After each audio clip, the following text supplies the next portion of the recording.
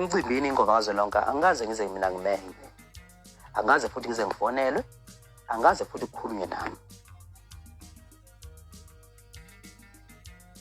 Akekho umuntu angifonela ngengoma kazwelonke. Cishe ngabheda ngathi isikhopha sikazwelonke. Akekho umuntu angifonela ngengoma kazwelonke, akekho umuntu angifonela ngempucuzeko. Okay, mhlawumbe uzodideka. Akekho umuntu angifonela ngengoma kazwelonke. Lesikhathi ngingafonelwa kwangicacela ngosobala ukuthi futhi ngiyabandlulula entweni ethinta amabhinqa noma ethinta abantu abafana nami bebalela emnyama, uyabona?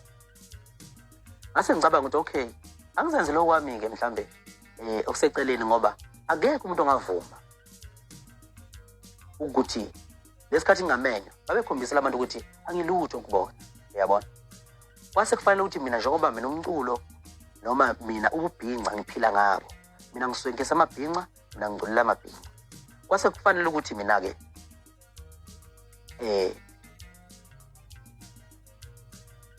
njengamanje angiphrovele wonke umuntu ngoba ibhizinisi lami leli, njengoba kuyibhizinisi lami leli kufanele ngikhombise ukuthi mina kufanele ngi-advertise kuma-customer ami, uyabona? Banga-advertise kuma-customer ami, okay, kufanele ngikhombise ukuthi nginamandla angakanani noma ngingekho kuyingoma kazwelonke, kodwa kufanele ngikhombise ukuthi ngikhona empilweni yami nje ngiGcokama Elisha ngumthandeni, ngumpophoso wenyathi ukusheshilisa. Ngase ngihlela ukuthi ngizokhipha i-album ngaleyo date ngoba ukhipha wami i-album ngangazi ukuthi kuzongivikela ekuthenini labantu abathi angilutho mina, uyabona? Mina ngizokwazi ukuphikisana nabo ngithi mina no, nina nisha ngilutho kodwa mina ngutho. Ngase ngikhomba isicawu kuphi e-workshop, ngathi sihlangane e-workshop ngangizokhipha i-album ka-SK isikhova sakazwelonke. Bafika abantu bagcwala bathi, uyabona? So angikaze mina ngithumele i-email kubaxhasi noma kumasipala waseThekwini ngithi mina masipala angiqashiwe la noma mina angiyona ingxenye la, kodwa into engayenzayo ngahlela ukuthi ngiprove amandla ami ukuthi nginamandla angakanani ngoba ngayitshela ukuthi benza igame laba bantu, uyabona? Nangempela ayenza igame le ababengifuna kuyona, labantu babethi ayikhali. Nami ngase ngithi ezansi babhema, nangithi yabona, kodwa ngendlela enhle engenayo i-corruption, engenayo i-violence, uyabona? Engenabo ubugebengu, engenalo udlame. Ngehla mina ngahamba ngasuka eGoli ngehla ngayiThekwini ngihambisela abalandeli bami i-album e-workshop. Nangempela abalandeli bagcwala e-workshop batishaye, uyabona? Babegcwala e-workshop, ngaphuma ngebhanoyi ngiyobabona. Uma ngihamba ngiyobabona kwasuka abahleli bengoma kazwelonke okuMcineka noGceh. Ngoba basuka bazongihlasela eVirginia Airport lapha engangizokwehlela khona ngoba ngangihamba ngebhanoyi. Ibhanoyi-ke ngisuke ngenzela abanye bangukuthi bengibona ngisemoyeni bephinde bengibona futhi noma sengiphansi. uGceh wakaGcobo noXolani wakamcineka kwathi bangisuka ngebhanoyi ngiyobona abalandeli bami e-airport, babona ibhanoyi lidlula libheke e-workshop. Base becabanga futhi kanti lesikhathi ngidlula indlela idlula khona lapha benze khona lo mcimbi ababengibandlulule kuwona mina, njengokuthi mina futhi mina ngilona iciko lamaskandi beze bethumele ngisho amaciko noma bethumele ngisho abanye omaskandi ukuthi abenze ama-interview bengibhinqa mina bethi angiyona insizwa ngikhulelanga amakhaya ingoma ngiyazi. Ngacula kanjani into egidisa abantu kubeni ngingazi ukuthi ukugida kuyini, uyabo? So indlela edlula khona iya e-workshop. Mangidlula khona angibonanga mina ngoba umhlaba uyashintsha masuphezulu awufani naphansi. Lesikhathi ngidlula khona mina bajabula abantu. Ngiyakhumbula ukuthi udriver sasaza xabana naye ethi udriver nakho la ngithi mina yakhona la ithombe ngiyithole efonini nakuzona lezi abantu bebegcwele lapha engiyakhona. Labantu bancane labantu akubona khona lapha engiyakhona, uyabona? wathi udriver yikho la ngathi yakhona la wazwa lehlisa ibhanoyi mayelehlisa ibhanoyi labantu bancane laba bantu yabona ngithi mina mfethu angikaze mina ngibhuke istage sika 40,000 mina lapha futhi mina ngiyixakekele mina ngiartist mina ngumculi kaMaskandi umsebenzi wami yolo umculo ngize ngaye workshop ngoba nginga-afford ukuthi ngaba nestage sika 40,000 understand ngathi khona la wathi yena hayi yikho la lesikhathi sisaphikisana bavela abantu bathi izandla yabo kanti lesikhathi abantu bethi izandla khona abantu abacasukayo lapha phansi uyabona angingazi mina ngizenzela into yami ngoba nami ngizama ukuthi kulungile bafutha ngilutho ngoba ngingelutho kunina kodwa ngicela ukuthi kulabantu ababili abathatha ngibe yutho kubona angibakhiphele umculo ngoba mina into engihlanganisa nabantu umculo akukona ukuswenka akuyona inkani akukhona ukuxhonxhanga yabona njoba nina nisha ngilutho ngicela ukuthi njengamanje ngiveze ukuthi mina ngutho kubantu abawu3 noma abawu4 noma abawu7 bangifice uma ebona ukuthi ngilwa naye udriver wathi hayi kulungile kodwa sambeke siya kuphi wathi siya workshop washo ukuthi uyazi ngoba bajwayele kwami emoyeni mina ngijwayelanga noma ngibona umhlaba phansi uyafana bangibona nje ukusha lapha nala isikhathi ngiya kwaMgube nje ngihambe ngikhomba yonke imicimbi la ngithi yikho kwaMgube la bethi akukhona uyabona so ngasuka ngaye workshop ngifika workshop ngababona ngathi nampa kabami abantu yabona babe baningi begcwele bethe ngathi ababile workshop ngase ngiphuthume eVirginia Airport ngenzela kuyokwehla ukuze ngigibele emotweni ifortuna yami yangilinde khona eVirginia Airport ukuthi ngisuke ngihambe ngiye kuphi ngiye workshop bangena ekwifortuna yami sengibheke workshop esangweni kunemoto ezingivimbile manje yabona lezi moto ezingivimbile angizazi kodwa ngathayima yabo ngoba nami ngiyayibheka izinto ngendlela engibheka ngayo yabona ngatshela uMasondo edrive imoto ngathi Masondo awuzama ukuthi ube ufocus yabona ilezi moto lezi masisuka eVirginia Airport kwavela kwasuka inhlamvu zasilandela zankanka ifortuna left and right kwaphuma isibhamu ngapha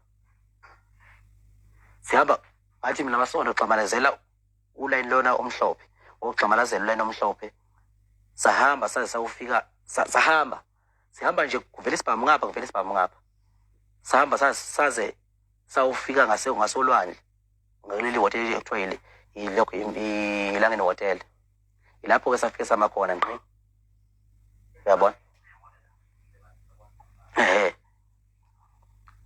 ngiyabuya ngizongikazela kodwa nqana ngisakulungisayo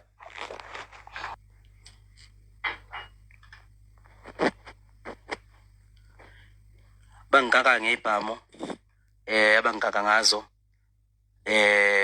bayijema imoto ngemoto ngendlela bayijema ngayo babejema imoto ngabona vele awuthulisela abantu abangale bayijema imoto ngendlela bayijema ngayo kwawukuthi ke ngingena live kuFacebook ngoba ngifuna ukuthi yonke into eyenzakalayo niyibone live ngoba ziningi izinto eseyiqatshiwe zingamanga ngami uyabona so lokhu kuba live kwami ngangazi ukuthi kuzonenza ukuthi ngibe neclue ukuthi kwenzakalayo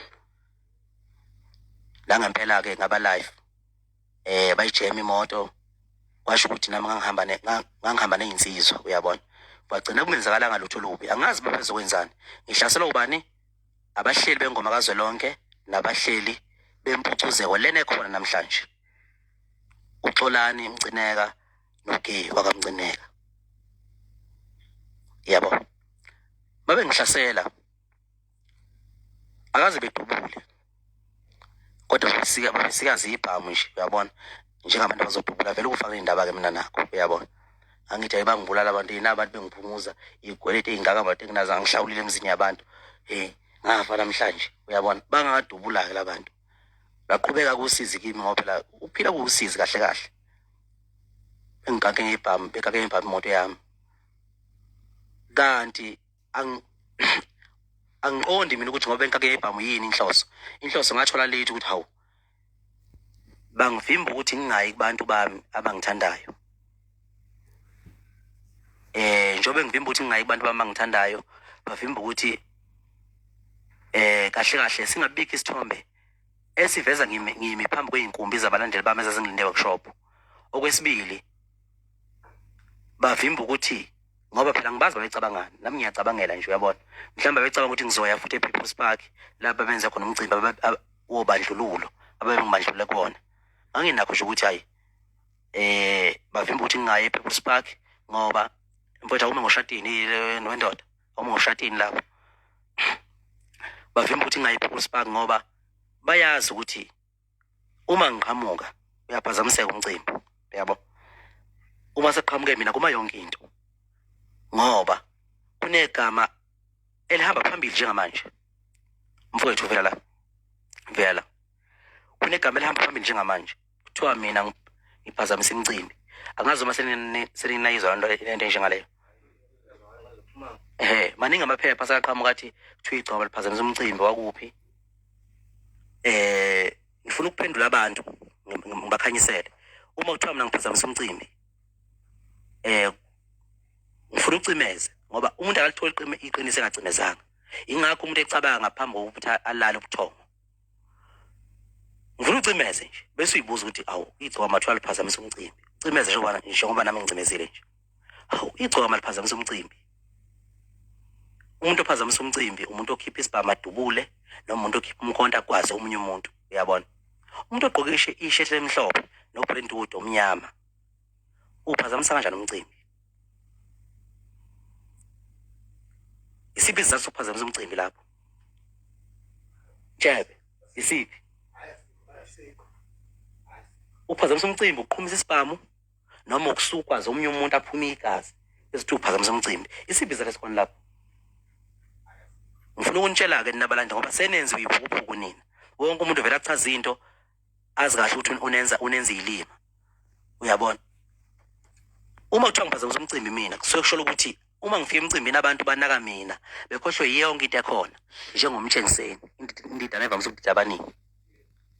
Njengoba kuthiwa ngiphazamisa imicimbi yamanye amadoda nje kufanele ngabe sengabolele ejele mina ngoba phela ngiphazamisa imicimbi. Kufanele ngabe sengadutshulwa ngafa ngoba ngiyingozi ngiphazamisa imicimbi. Kufanele ngabe kuthiwa nje nesihluthi isikhotha zezinza singaka ngoba ukuthi umuntu iziyakhulino lemasefile. Uyabona?